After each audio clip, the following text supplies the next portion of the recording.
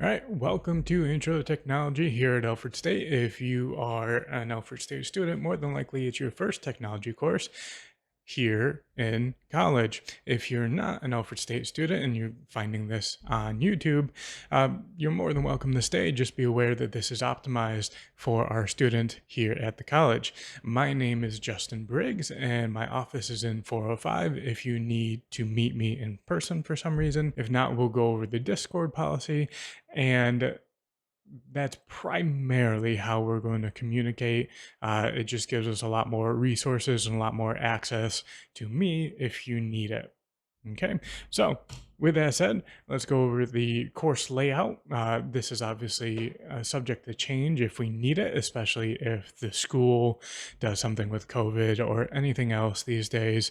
All right, so generally what we're going to cover, and that's another thing that we have to point out, is that we have to cover all these things. This is a intro course in terms of just exposing you to a lot of these concepts. And in a lot of ways, it's here to break down some of the bad habits that you picked up along the way, either through bad marketing, something like a Best Buy, or just through like parents.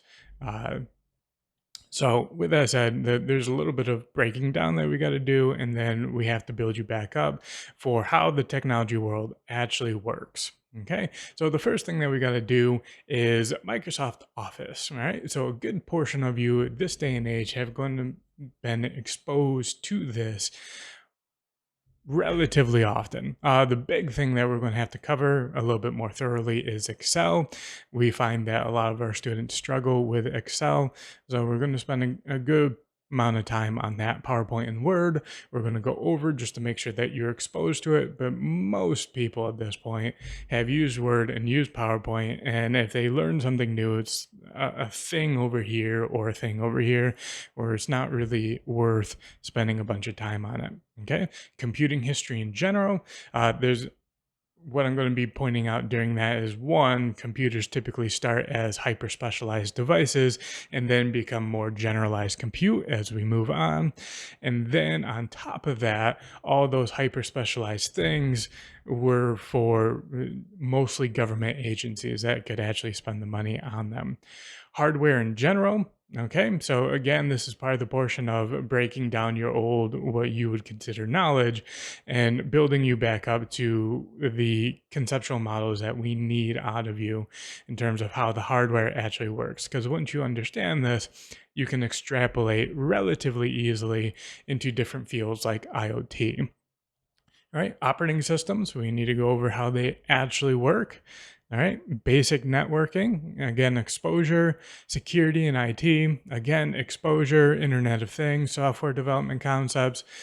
Okay, again, the general exposure here, and then entry-level web development. So this is going to be at the end of the course. It has always been baked into the intro to technology, and it gives you a good taste of what the development world is like, at least on the web side. So we won't be doing any true programming languages for that, just because we don't have the time, but we will go over HTML, which is considered a markup language, and then CSS, which is a stylizing rules-based language. All right, so here are the assignments that we're going to have. Typically speaking, I don't have a lot of assignments. They just tend to be a little bit bigger. And the reason why we do this, or at least why I do this, is because it gives you an opportunity to dive into something deeply. There's not much value from my perspective on just having you do these little, small, tiny tasks that just turns into busy work. Doesn't make any sense to me. Okay, so the Excel project, we're going to be making a buying decision. This is going to be based on a house during course. During the class, we're going to use the car. So we're going to give you an example through the car, and then you're going to have to extrapolate based off of that into a house.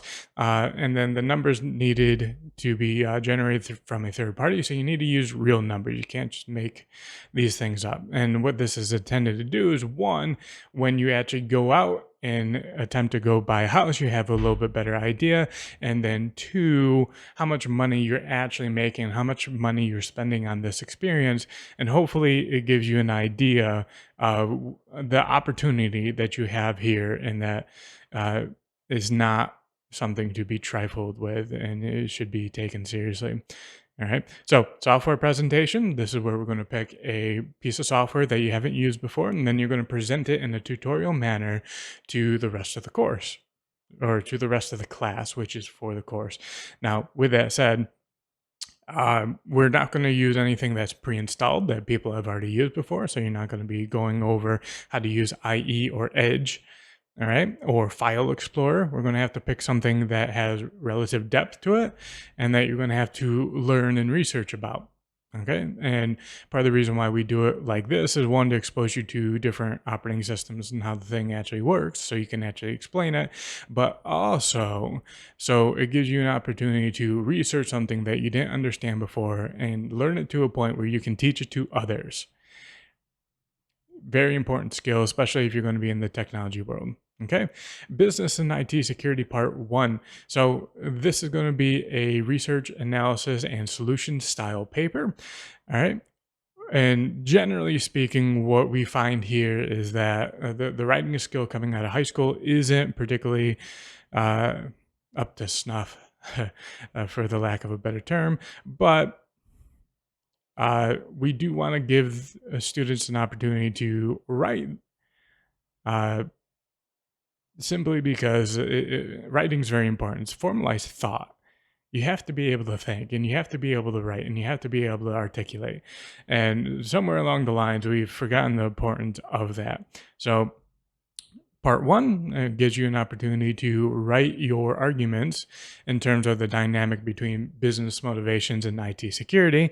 And then there's going to be a part 2. So after you get your feedback, go ahead and make your corrections, and then you're going to have to present what you found. And then with the presentations of everyone else, is going to sharpen the arguments in your understanding after all these presentations, which is the entire point of communication and discourse throughout the world, which is deteriorating rapidly. So this is an opportunity to show you guys that there are lots of perspectives and that convictions typically are not correct. All right. Website. So this is, again, at the end of the course, HTML and CSS. You're going to pick a static website and you're going to make it better. Plain and simple. Sounds easy. Quite a bit of learning in terms of understanding concepts. We will be going over how to do this. You will have an example. And then obviously you have full access to me. And I am the one of 2 web developers here on staff. So you can definitely lean on me if you have questions. And this part is going to be fine. Okay. Grades overview. I typically grade on a curve, and until some of these dynamics change a little bit, it's probably going to stay that way. So this does 3 things, really. 1, typically speaking, the work that I get back is not at the level that we're expecting, and that's normal, right? Because how are you supposed to do something extraordinarily well the first time you've done it? It doesn't make any sense. Okay, so that's one thing. Okay, the other thing is that it prevents grade inflation. So if we teach the course at the level that it's supposed to be taught at, and then we curve it, then we don't have the grade inflation problem. So, and we had 25% of our student population at Dean's List. It was just, no, it's not a thing. It shouldn't be a thing, at least, and it is here. Okay. And the third thing is it gives everyone an opportunity to make mistakes. And you also don't have to be perfect. Everything is relative to your classmates. So ultimately, you end up competing rather than trying to be perfect, which is a much better scenario in terms of being able to present arguments and doing the thing that you think is correct. All right, software overview, VirtualBox or VMware. So we're going to use some virtualization technology. Most laptops that are even relatively recent have virtualization support. If you have a particularly old laptop and you're an Alfred State student, let me know. We can work something out. We can get something up on our own VM server so you don't have to do anything with your laptop. Microsoft Office, obviously, for the start of the course, and then possibly something like a packet tracer or GNS3. But if we end up using that, we will cover that when we get there. And that's going to be towards the middle of the semester. All right. In-class exercises. Okay. So one of the intents that we do with Alfred State courses in general is to give you the ability to do it, right? Because you're not going to be able to learn something thoroughly without being able to do it. And that comes with trade-offs, but one of the things that we have to account for is that people learn in stages. So we have to start with small topics intended to be overly simplistic, right? It just gets you up and running, tries to isolate particular concepts so you understand the concept. And once you understand those concepts, you can start putting them together, and then we can do our larger examples, right? And then there's going to obviously be confusion between different topics and as they interact with one another. But that's the point of doing larger examples in class, because those things are going to come up, especially when we get into web, because everything about web, particularly with HTML and CSS, it will let you do it, but it doesn't mean it's the right way. All right. General class etiquette. Okay. We address ideas, not people. So if you disagree with someone, you disagree with the idea, not the person. Simple enough. Don't know why that has been lost in the recent years. Okay. If this becomes a problem, you will be asked to leave and possibly forced to drop the course. Okay. Discord. Now, Discord is how I'm going to communicate with all my classes, but this class in particular gives you guys an opportunity to video chat if you need it. If I'm up, I will respond. Just send out a text. And because of these recordings, it gives you an opportunity to take the course the way you see fit. I don't take attendance, so okay, show up or don't show up. Take the course the way that you see fit. But with that said, that is me treating you like an adult and like a professional, but your consequences are your own. If you don't show up and you don't understand the concept and you don't reach out and you don't get tutoring help, there's nothing I can do for you. All right. And the other thing that I need to point out with Discord is that we have a real name policy. We need to know who you actually are and not just some random string of characters that you claim to be a username. Okay. Tutoring. My personal tutorings are from 5 to 7 on Tuesdays. This is going to be for all my courses. All right. This also highlights that, actually, I should back up. On Friday is when all my course work is due.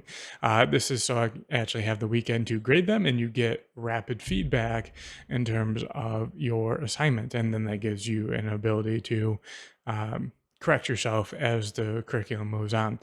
The other thing is that when we have Tuesday tutoring, if you want help directly from me, that means you have to start early enough to address the problem, get feedback from me, and then you have enough time again to fix the problem, whatever that was or whatever the thing that you were stuck on. And we find often typical student stuff that you start Friday afternoon or Friday night when it's due Friday at midnight, and you don't have enough time to address the problems that come up. Okay. Your other option is Casey Coburn. So you can request a tutor from him. You have to fill out the PDF, which is here on the link, which is right there. Yeah, that is your other option if you want to go in that direction. Now, with that said, Casey Coburn has stressed to me that the tutoring is not a replacement for class, and they're not there to do your work. So if you have a problem with the concept, they will help you with the concept. But if you haven't tried, they're not going to help you. Same thing with me. If you haven't tried, if you haven't done anything, you need to spend a little bit of time and effort on the concept, trying to learn it yourself, because I'm not here to do your work for you. Okay. Academic dishonesty. Okay. Zero tolerance. If I find anything that's academic dishonest, you'll automatically receive a 0 for that particular assignment. And then on top of that, it is within my discretion to turn you in or not. It just depends on the scenario. Every scenario is a little bit different. But generally speaking, I turn these in unless there's a reason not to. Okay? And the chair of the department is the same way. So, with that said, we are at the end of that little presentation there. And that was basically the syllabus. The syllabus is attached in Blackboard if you're an Alfred State student. Overall, if you guys show up, you're going to be all right. If you engage, you're going to be all right. And generally speaking, if you want to be successful at school in general, if you want to be able to manage your time effectively, you should treat your school like a full-time job. Okay? So show up to class, do your work from, let's say, 9 to 5. That's what you do. You either go to class or you do work. Okay. And occasionally you'll need to have to do a Saturday or a Sunday, but if you're on top of it and you address this like a job, you'll be fine. Okay. With that said, that's all I got for this one. If you are taking this course online, yeah, I'll definitely see you in the next one. If you're a YouTube participant, just be aware that some of these things may or may not make sense or is not particularly designed for you, but you're more than welcome to stay. With that said, I'll see you in the next one.